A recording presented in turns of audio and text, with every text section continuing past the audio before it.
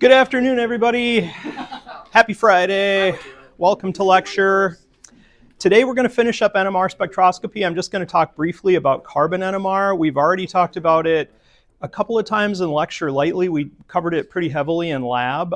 We're just going to talk through it a little bit, highlight and review the main important concepts, and then we're going to move on and talk about some oxidation reduction chemistry, which is the next chapter that we're headed to. We'll leave spectroscopy temporarily, at least in the lecture. In lab, we're going to do it a lot. Throughout all the semester, we're going to keep doing IR, mass spec, and especially NMR. So we're going to do lots of that. But for the lecture, we're going to move on pretty soon here. So let's talk about a spectroscopy question that was the subject of the survey. So this is a question that asks, a compound with molecular formula C6H12O2 gave the following info. And it said the IR spectrum has a strong peak at 1740 inverse wave numbers, or inverse centimeters, that's wave numbers. So if you took a look at your table, or if you remembered this is trying to tell you ester. Esters have strong C double bond O that's higher in frequency than you typically get with an aldehyde or a ketone or a carboxylic acid. So if you look at these, that's an ester, that's an ester, that's an ester. This is not an ester. It doesn't have the oxygen directly attached to the carbonyl carbon. So it's kind of sort of ester looking, but it's not. It's a ketone. So this wouldn't be right based on just on the IR spectrum. The NMR spectrum showed two singlets, including one at 3.5. So we're not given a lot of information here. We're just told there's two singlets, and one of them happens to be 3.5, which is probably carbon, protons on a carbon that's attached to an oxygen.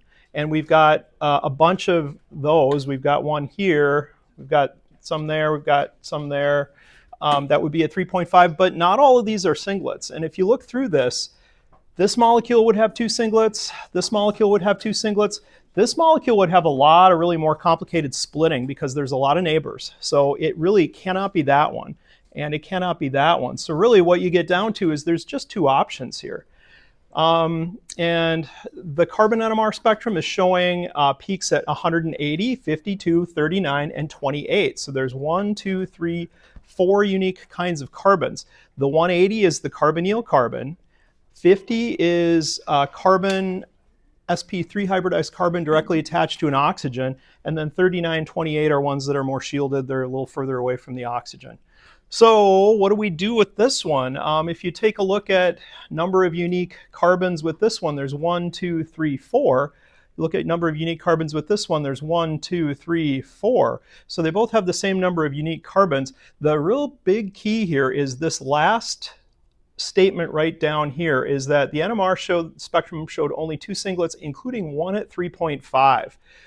If you look at this molecule, this would have two singlets, but not one at 3.5. That methyl group right there, since it's adjacent to a double bond, would be about like 2.1 to 2.3 maybe, but not 3.5. It's not far enough. That's too de-shielded for this chemical environment. And the methyl groups on the tert-butyl are pretty far away from the oxygen. They'd be like 1.1, 1.2 or so, nowhere near 3.5. This one, these are also low chemical shift, like probably 0.9 or 1, but that methyl group right there would be the one at 3.5. So to make it all work, these are the two best answers, but that's the one that it really has to be based on all the information that we see. So answer B. So let's see how the class did on this one. Hey, look at that. Most people got it. That is really awesome. Great. Hey, I think you're getting NMR spectroscopy and IR spectroscopy. Probably it's time for us to move on. So keep practicing. There's a homework that's due pretty soon. That second part of the NMR chapter homework, I believe it's lecture homework 3, is going to be due soon. But you've got all the tools now and all the skills to be able to finish it. Let's talk about a molecule of the day. That's the next thing I want to tell you about, because we do this every so often. This is a new one. We've had a couple from flavors and fragrances. This one comes from drugs, pharmaceuticals. This is cetirizine, or Zyrtec is the brand name. This is the generic name. This is a really common second generation antihistamine. It's a second generation because it's better at reducing fatigue and sleepiness compared to the first generation drugs, which were very sedating. So it's effective but it isn't as sedating. It's still got fatigue as a side effect, but it's not nearly as bad. So structural wise, it's got a couple aromatic rings in it. It's got 2 nitrogens, which means that its mass spectrum would be an even massed number. Molecular ion would be even massed in the mass spectrum. It's also got, oops, I'm missing a chlorine on this molecule. Let me just check and see where it belongs. I think I know where it goes. Yeah, it's down here. The reason that's interesting is because this gives it a feature in the mass spectrum that's pretty interesting. Molecular ion would have a pair of peaks. There would be the M plus dot peak, and then there'd be a substantial M plus 2. That's 1/3 the intensity of the M plus dot. So that's the signature for chlorine because it's got those 2 isotopes, chlorine 35, and then 1/3 of the abundance of that is a chlorine 37. So unique things you'd see in the mass spectrum. It's got a bunch of functional groups too. It's got a couple of amines, but it doesn't have any NHs. So if you did an IR spectrum of this molecule or took an IR spectrum, you wouldn't see NH. It's got nitrogen, but no NH. So you wouldn't see that peak at around 3,300 or so that's got the spikes in it. It does have a carboxylic acid though. That would give a carbonyl signal, maybe 1710 or so, and then a really broad, really intense OH peak that would dominate the whole left side of the spectrum. So that's cetirizine or Zyrtec. This molecule was in the news recently, so I just learned when I looked at it today that back in May, on May 16th, the FDA issued a safety warning for this molecule. So what they've discovered is that people that take it for a really long time, for weeks or months or years, if they come off of it, they can have like a serious, severe itching syndrome, which is apparently really serious and can require medical intervention. It's really quite rare, but I thought it was interesting because some people take this every day. I take it every day, so I'm like, oh boy, am I itchy? And all of a sudden, it's like, ooh. I took my cetirizine last night, so I'm all right. Okay, any questions about the molecule of the day? All right. Well, then let's talk about carbon NMR. Carbon-13 NMR is used to study carbon nuclei.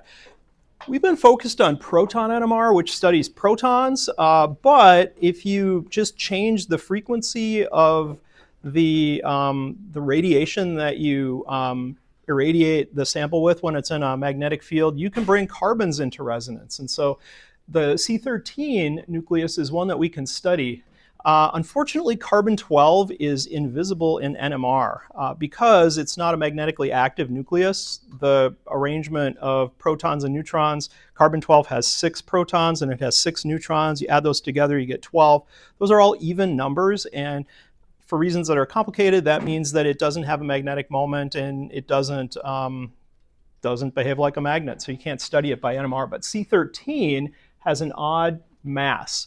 It's got 6 protons and 7 neutrons, and you can study this one. It's possible to get this one to perturb its spin states in a magnetic field using radiation, electromagnetic radiation, radio wave radiation, and we can study carbon.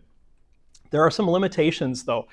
Because C13 is only 1% naturally abundant, it's a lot harder to see carbon than it is to see proton. 1% versus proton is 99.99 some percent. So it's tricky to see carbon, and then even the carbon-13 that's there, it's only about a fourth as strong a magnet as a proton is. So it's about 400 times less sensitive to carbon NMR is than it is to protons. So the bottom line is you've got to work harder to see your carbons. But it can be done, and it can be very useful. So it's analogous to proton NMR, but the spectra are simpler to read because they're all singlets. And we're going to talk about why here in a minute. But let me orient you towards the spectrum first. So a C13 NMR spectrum has absorptions that typically occur between 0 and 220 parts per million. This is what an NMR spectrum, carbon NMR spectrum looks like. It's a familiar graph where you've got parts per million on the x-axis, but what's different about it is the part per million range runs from 200 or even 220, sometimes there'll be a 220 on here, all the way to 0, and the chemical shifts, there's peaks in all of those regions typically. So we'll see peaks all over in that 0 to 220 region. Intensity is on the y-axis, so peaks are either larger or smaller. They have bigger area or smaller area.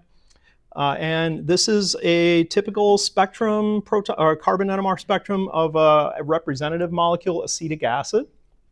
Acetic acid has two kinds of carbons. It's got a carbonyl carbon, which has got a double bonded oxygen and a single bonded OH. And then there's a methyl carbon that has CH3s, and those are showing up in really different spots of the spectrum. The C double bond O carbon is way down here on the left side, and then the CH3 carbon is way over here on the right side. Just like proton NMR, these regions of the spectrum are telling you something about the chemical environment. And chemical shifts in carbon NMR are analogous to chemical shifts in proton NMR. In proton NMR, we saw our alkyl groups up here on the right side, the electron-rich side, the shielded side of the spectrum. That's where we're going to see alkyl carbons as well, sp3 hybridized carbons. If you start linking an electronegative element to an sp3 hybridized carbon, that's going to de-shield it and push it down into this region. Then if you start having carbons that are parts of double bonds, they're going to be more in the middle if they're alkenes. If they're part of an aromatic ring, they're even further down. They're like in this region. And then when you get into the CO double bonds, they're much further to the left. So they occupy the left side because they're the most electron poor, they're the most de-shielded. And what you can do with that then is use these chemical shifts to figure out what kinds of carbons you have in your molecule. Let's do the next slide.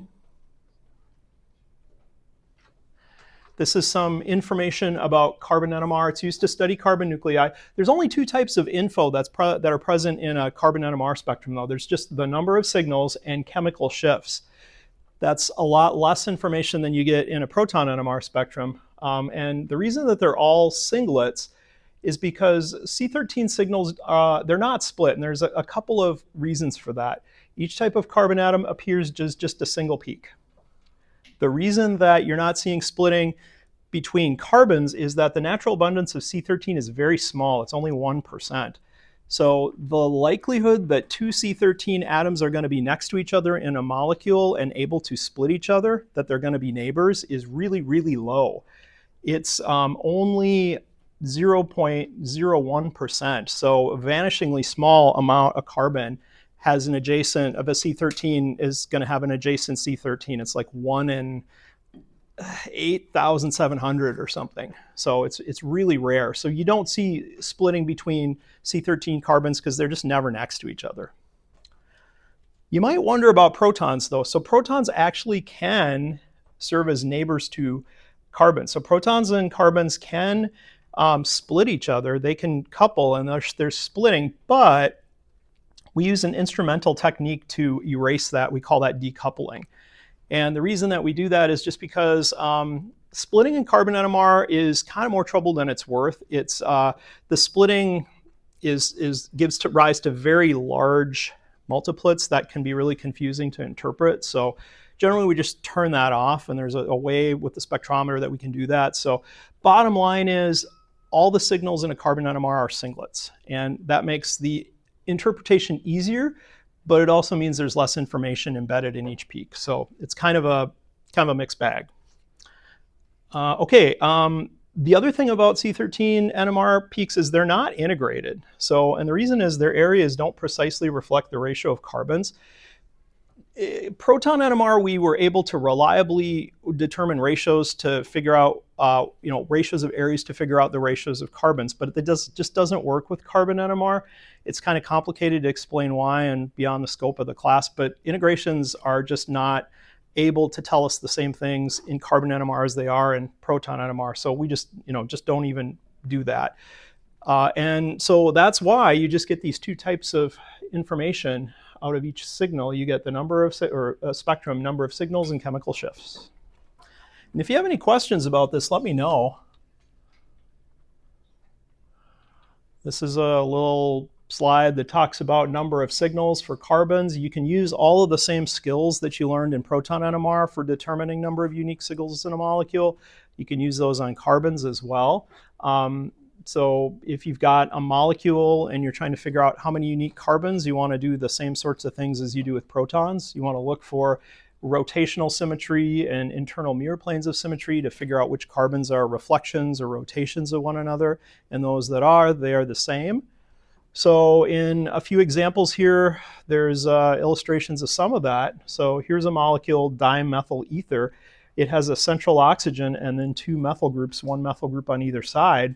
This molecule has both rotational symmetry and mirror plane of symmetry. So the methyl groups are the same as each other and they give the same signal. There's one signal in this NMR, carbon NMR spectrum because both of the carbons are equivalent. You go over here to this molecule, chloroethane, there's two carbons. One is directly attached to the chlorine and it's more deshielded.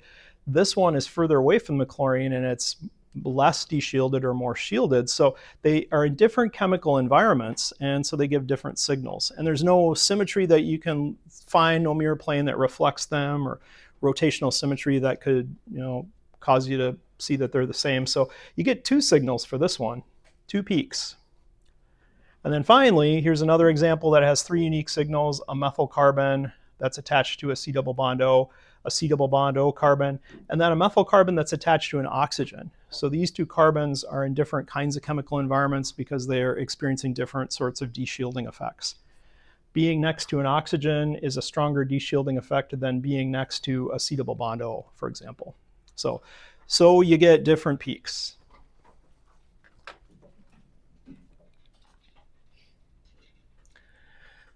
Here is a table of carbon NMR chemical shifts. I have these posted in Canvas, and I'm going to give you this table to use on an exam. This is the same table that we used if you're in the lab. While we were in the lab, I passed out some tables, and hopefully you used those while you were interpreting your spectra. This is the same table. It just talks about the positions of some common types of carbons in the carbon NMR. The spectra have absorptions that occur between 100 and 200, or 0 and 220 parts per million. And the chemical shifts are analogous to those in proton NMR. So sp3 hybridized carbons are on the low chemical shift side of things. Having an electronegative Z element attached to a carbon deshields into the 30 to 80 region. Carbon-carbon triple bonds have their own unique chemical shift range, as do carbon-carbon double bonds, alkenes. These are in like the middle to middle left side of the spectrum. An aromatic ring carbons are more like 120 to 150, although they can be higher if there's something really electronegative, like an oxygen or chlorine or something attached to the ring. And then there's a couple of different regions for carbonyl, and I customized this table to distinguish between ester and carboxylic acid carbonyls, which are 60 to 185, as compared to aldehydes and ketones, where their carbonyl carbons are 185 to 220. This will be especially useful in the lab when we start looking at unknowns. So if you identify a carbonyl peak, there's something at the far left side of your spectrum. If you can decide which of the areas, regions it's in, you can say, well, either ester, carboxylic acid, or aldehyde ketone. So that's a useful distinction to make. And then the last slide here is just another representative carbon 13 NMR spectrum. This is a spectrum of 1-propanol. It's an alcohol. It's got 3 unique kinds of carbons. Because the OH group is directly attached to one carbon, that carbon is one carbon removed from the OH, and that's yet another carbon removed from it. So that's the most deshielded, less deshielded, least deshielded, most shielded. So the chemical shifts correlate with the distance of the oxygen. That one with the highest chemical shift is directly attached. That one's one carbon away, and that's the furthest away. So pretty much exactly like you'd expect for protons in a proton NMR spectrum. So not that different, really. Carbon NMR is pretty easy. If you get used to and good at proton NMR, carbon NMR is pretty easy. So hopefully it's useful. And we're going to have examples of it on exam, and you'll see examples of it in the lab as well. You'll be given some carbon NMR spectra for some unknowns that we're going to do in a bit.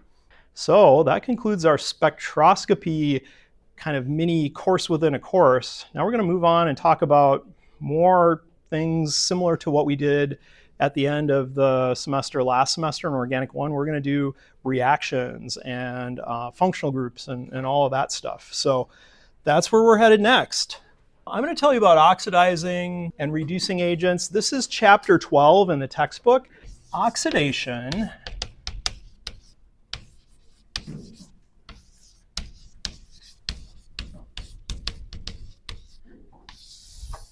and reduction.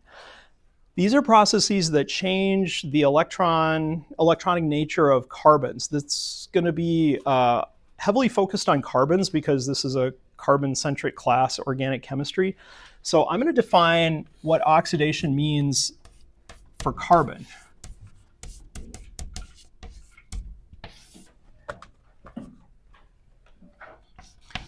So reactions that increase bonds to electronegative elements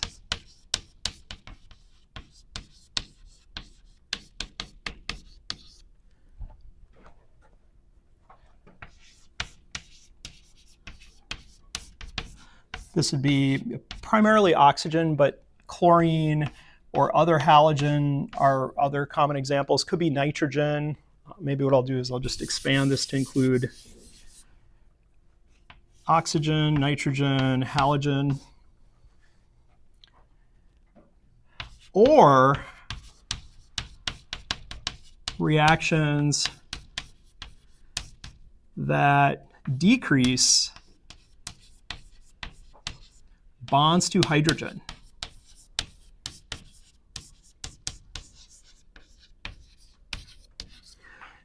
If you're seeing a reaction that's doing this to a carbon, that's an oxidation reaction.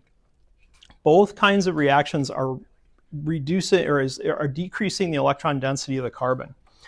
Reduction is just the opposite.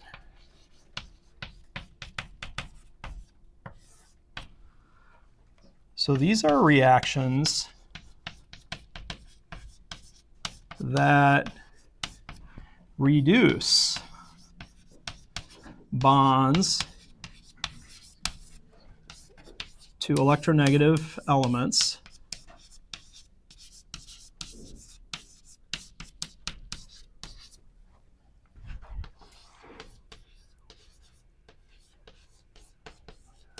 or increase bonds to hydrogen.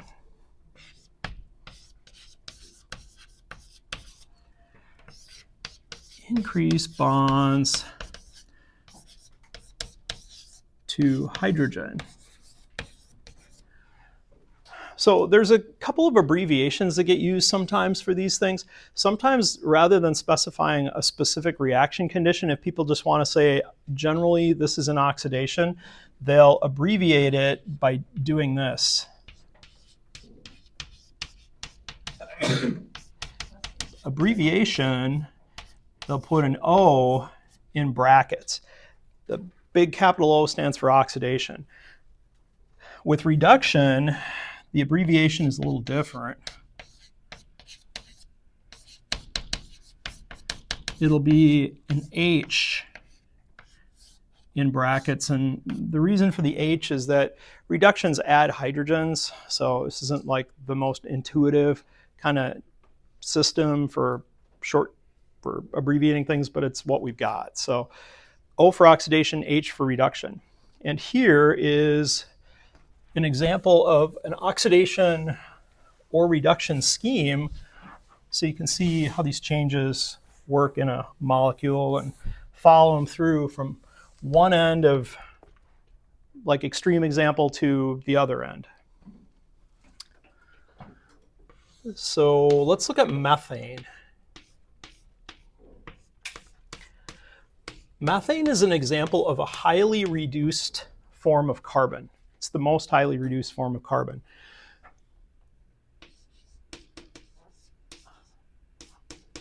Highly reduced. And the reason is this carbon is really electron rich.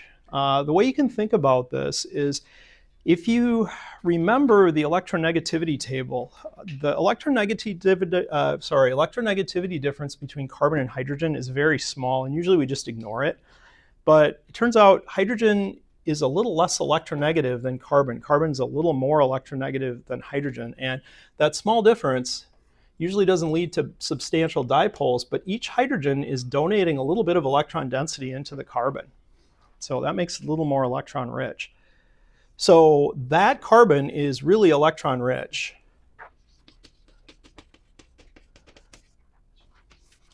Well, there are reactions that can adjust that to a higher oxidation state. If instead of bonding to all hydrogens, the carbon is bonded to an oxygen in place of one of the hydrogens, you get a more oxidized version of that molecule. For example, methyl alcohol, methanol, is an example of a molecule that's at a little bit higher oxidation state. The hydrogens are donating tiny bits of electron density in, but the oxygen is pulling electron density away. So this carbon is less electron rich than what was shown on the left.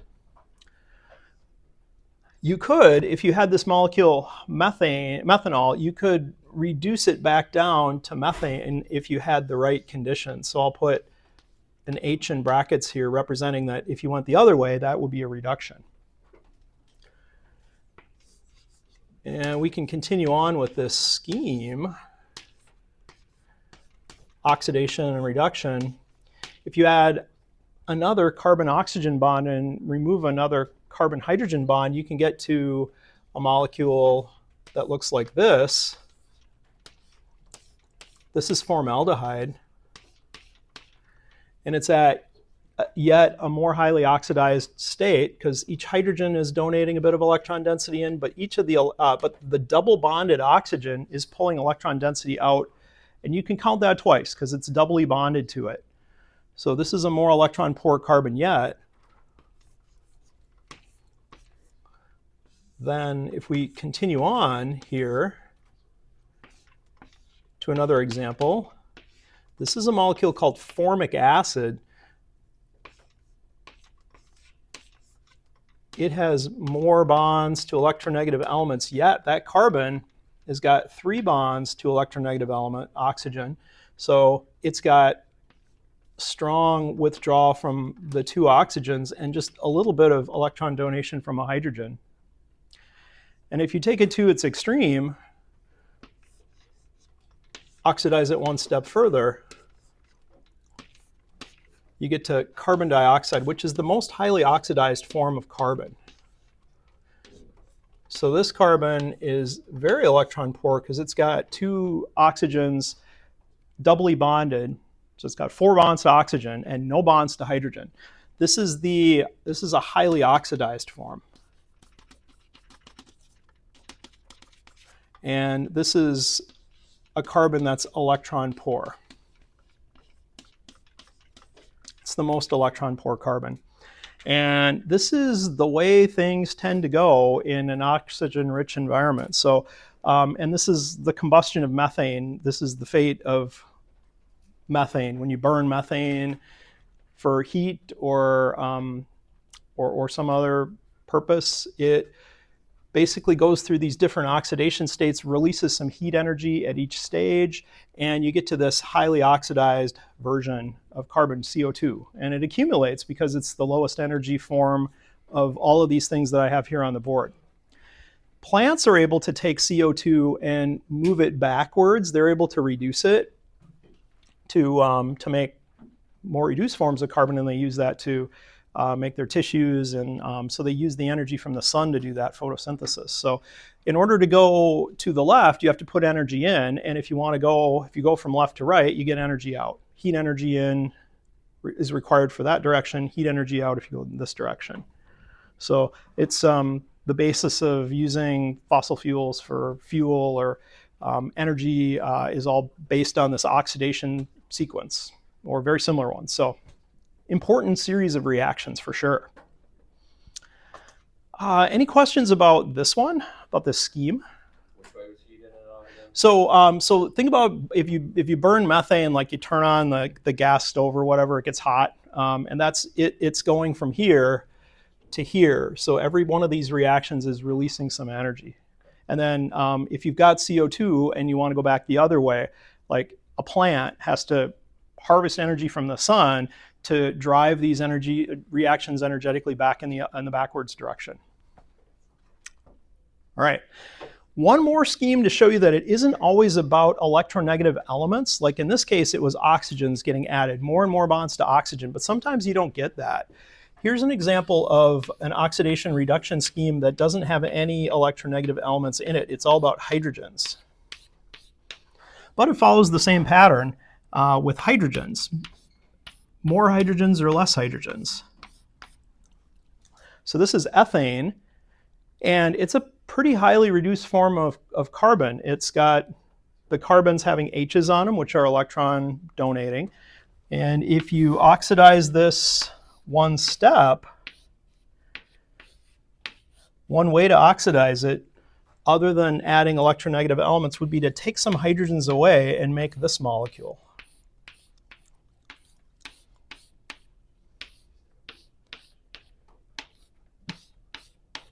That's ethylene. And there are reactions that will add them back. We're going to talk about that. It's going to be one of the first topics we talk about when we discuss reactions in this chapter. That sequence can happen again, where if you oxidize this molecule, you can do that by taking away a couple of hydrogens and making this molecule. This is acetylene.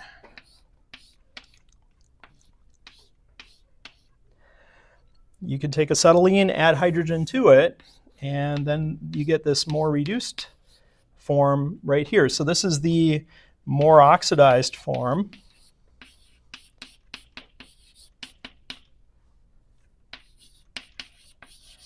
And then over here, this is more reduced. So there'll be some homework questions that ask you about oxidation and reduction by giving you some structures or giving you a reaction and asking you, what happened in this reaction? Was there an oxidation here, or a reduction here, or none of the above? And so look at the carbons and just see what's changing. It's kind of like accounting, essentially. You look for bonds to electronegative elements, you look for bonds to hydrogen, and you try to see, are any of these carbons changing? Are they getting to be more electron rich or more electron poor, depending on what's attached to them? All right. I'm going to show you now a slide that's got some reducing agents and oxidizing agents on it. And this is a slide for a handout that I'm going to give you on exam. Okay, so this is the zoomed out version of this chart. It's got a whole bunch of different reagents on it. And one of the things about this chapter is there's quite a few reagents. Uh-oh, there it goes. Okay, we're back. Thank goodness. So I didn't want to have you spend a lot of time trying to memorize these, so I'm going to give them to you so that you can spend your time thinking about how the reactions work rather than trying to memorize what reagent this is. So I'll zoom in on the reducing agents, and we're going to talk about those first because that's where the chapter starts. So these are all reducing agents that we're going to talk about. So the whole table deals with reducing and oxidizing agents in chapter 12. And if you look at the old exams, you'll see this is an attachment to all of the old exam ones that I've given in the last several years. So I'm going to do that again this semester. So here's what the table has. There's a table that's got reducing agents, and then down below it, there's an oxidizing agent table that goes further down. We'll talk about those next week. But for reducing agents, here are what the things we're going to look at. We're going to look at reagents. I'm going to give you the name of the reaction that they promote, and then I'm going to talk about what it's used for. So what does the reagent get used for? The first one we're going to look at uses hydrogen, H2, that's a hydrogen source, and then 10% palladium on carbon as a metal catalyst. There are other catalysts that can get used too. Palladium is one really common one. You can also use platinum or nickel or some other types of noble metals, but we're going to focus for the most part on palladium. And the 10% PD-C, what that's saying is 10% of the mass of this catalyst is palladium, which is a noble metal in the periodic table. If you look over there at the periodic table, maybe I can go over there and just point at some of this. Let's go find it over here. Palladium's right there. It's right above it is nickel, and right below it is platinum. These are noble metals that catalyze a lot of different reactions. And we're going to look a lot at palladium, and the textbook really focuses on that. The carbon is just a support. Since palladium is really expensive, people use carbon to sort of stretch the palladium a little further. What we're going to see is these are reactions that occur on the surface of the metal, and if you just have like a piece of metal, like a chunk of metal, you don't have very much surface area. In order to get a lot of surface area, what people do is they take the palladium and they spread it out on a high surface area substrate, which is what the carbon is all about.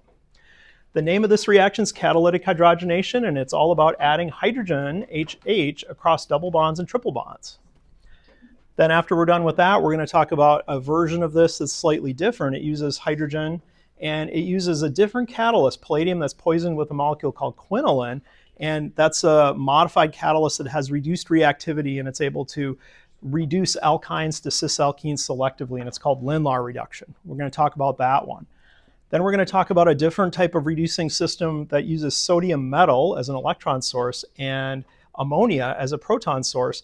And when you mix those together, the metal dissolves. It's called a dissolving metal reduction, and that reduces alkynes to trans-alkenes. So that'll be fun. We'll get to see that one.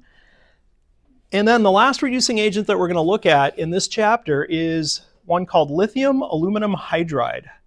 LiAlH4. That's a source of a nucleophile H-, so that's a hydrogen that has a pair of electrons and a negative charge.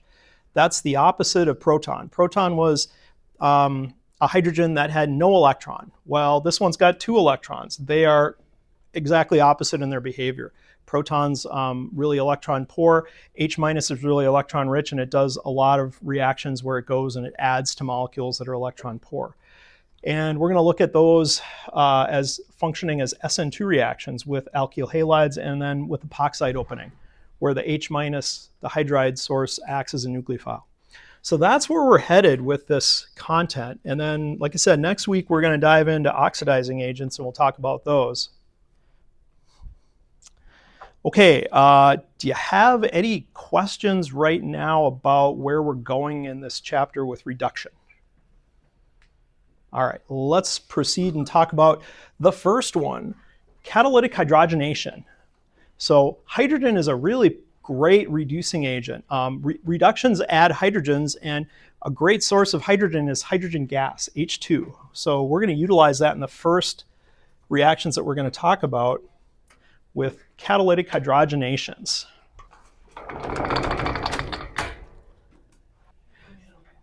So the first type of reaction we're going to look at is alkene reduction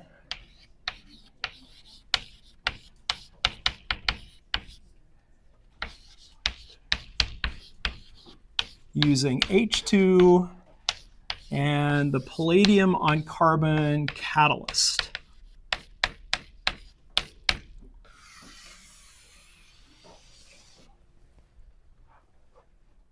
Here's the general reaction.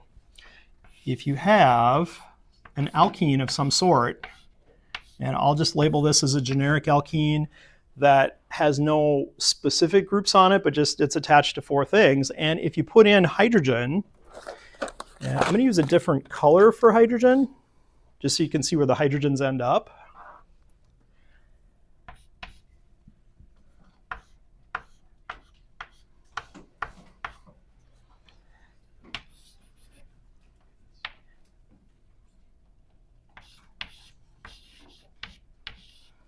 Palladium on carbon, and it could be 10% palladium on carbon. It's just telling you how much palladium is there relative to the carbon support.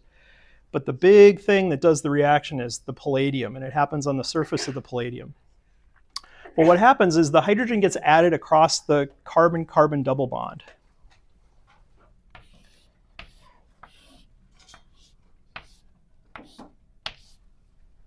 we get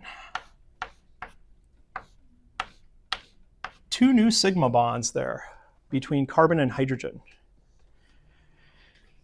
And that's our reduced molecule, because before we had carbons that had no specified hydrogens, and then all of a sudden each carbon has 1 more hydrogen. So that's a reduction. This is a process that goes by syn addition, and I'm going to talk about that and show an example and explain why that happens. What that means is that both hydrogens add from the same face of the alkene. In a lot of alkenes, you can't really see that or appreciate that, but here's an example where it's really obvious that that happened.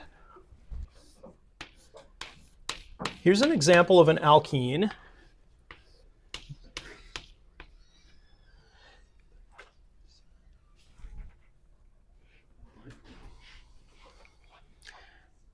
And I'm going to put in this reaction mixture hydrogen and the catalyst palladium on carbon. I'll say 10% palladium on carbon. And when the reaction proceeds and you look at the product, what you would see, if you can study how the reaction happened, there's some stereochemistry here. Both hydrogens added from the same face.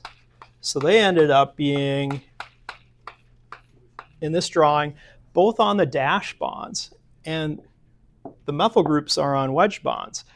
Now, the 2 faces of the alkene are identical. So the H could come in either from the back face behind the board, as it did in this example, or the H's could come in from the front face, the face closest to you, in which case the methyl groups would have dashes and the hydrogens would have wedges. In this case, it doesn't matter because this is an achiral molecule. It has a mirror plane of symmetry that runs through it. So those 2 molecules are the same.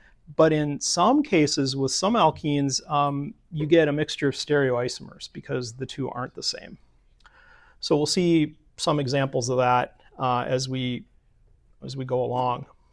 But so this is an example of syn addition. Both hydrogens adding from the same face.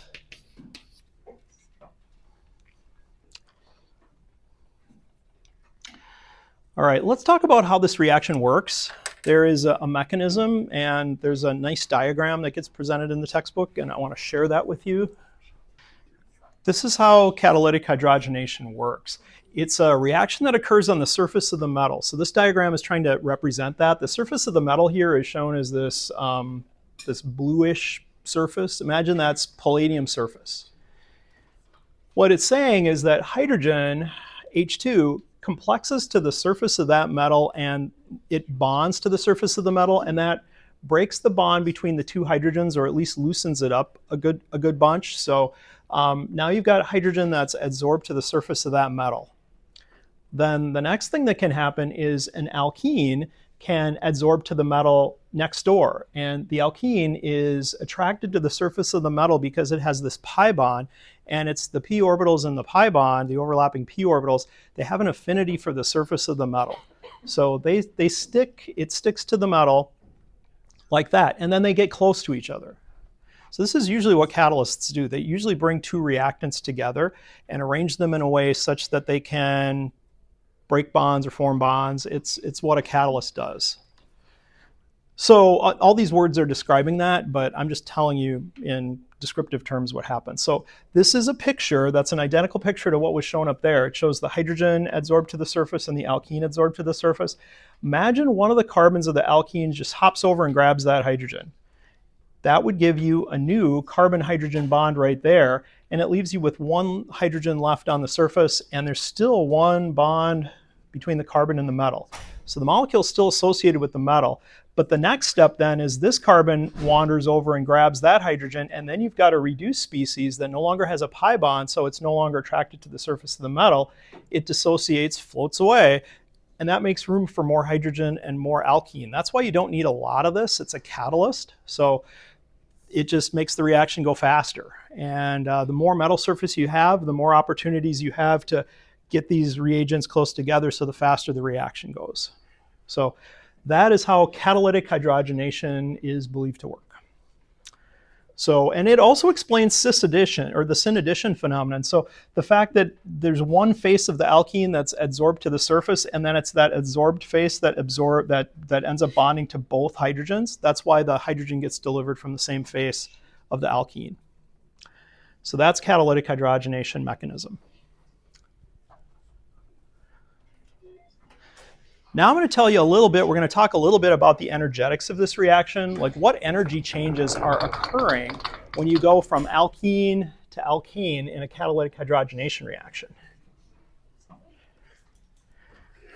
All right, let's track me. This reaction, catalytic hydrogenation, is exothermic.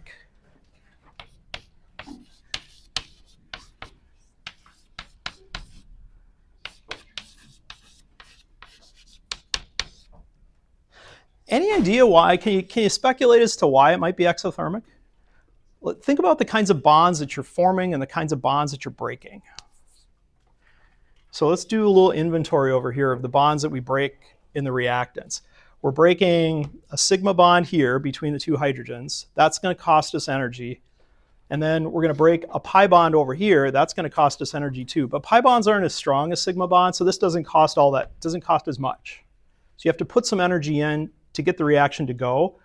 But then what you get out, it's a pretty good deal because you get out two strong sigma bonds in the end. Sigma bonds are inherently stronger than pi bonds, so that's why this molecule, this reaction gives up heat. It's because the bonds in the products are stronger than the bonds in the starting materials, and so that difference comes out as heat. Exothermic. Not all alkenes are created equal though, so some alkenes have a lot more chemical potential energy, or they're less chemically stable. So we're going to take a look at a couple of different examples here of the amount of energy released. Exothermic. So I'll say in hydrogenation,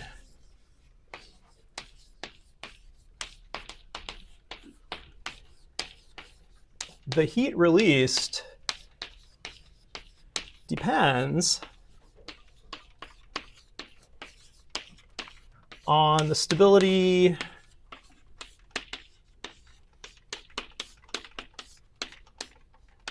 of the starting alkene.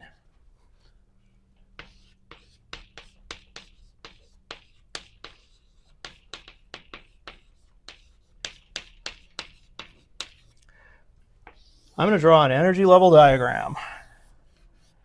Hooray, energy level diagram. First one of the semester. All right. It's been too long. Got to slip one in here. So energy is going to be on the y-axis. It goes up.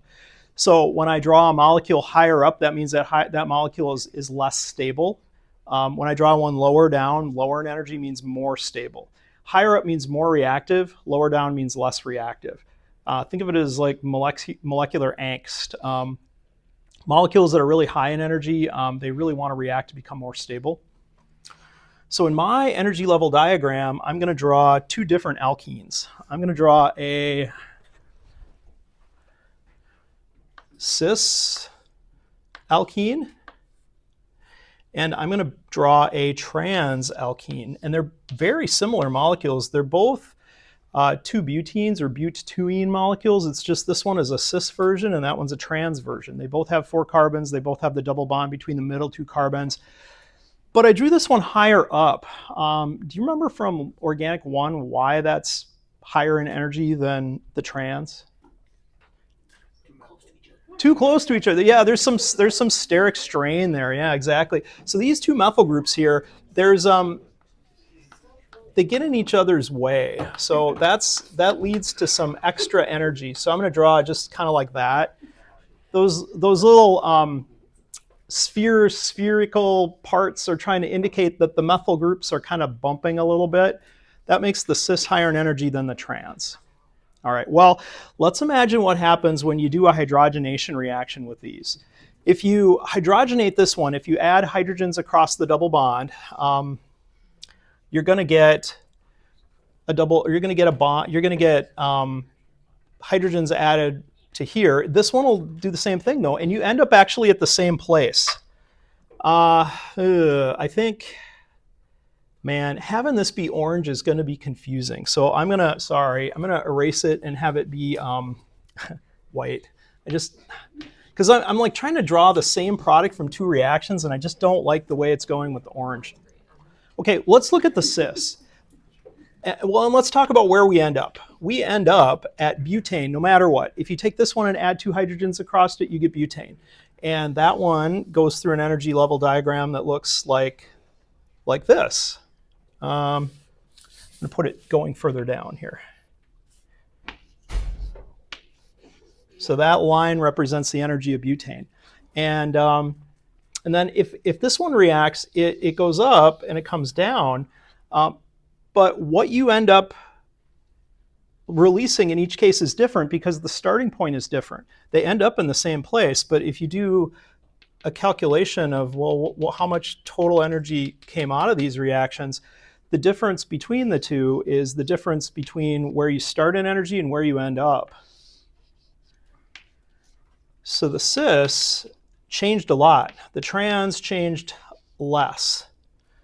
So this diagram isn't necessarily to scale. I'm not trying to imply that any absolute values for energies released, but really to emphasize that the less stable alkene is giving off a lot more energy. The change in delta H is a lot bigger because it was higher up in energy to start with. So then it turns out that delta H for the cis butene, cis-but-2-ene is, to look at my notes here, but I do believe it is 120 kilojoules per mole, minus 120 kilojoules per mole because energy's coming out. So that minus sign means that the reaction, the system is releasing energy. And then for the trans, but-2-ene,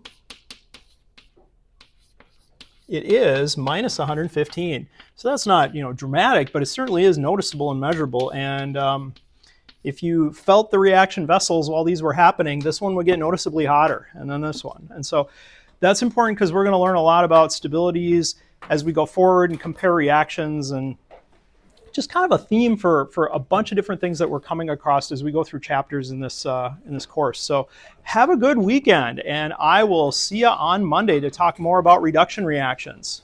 We'll look at other kinds of reactions besides alkene reductions. Have a good weekend.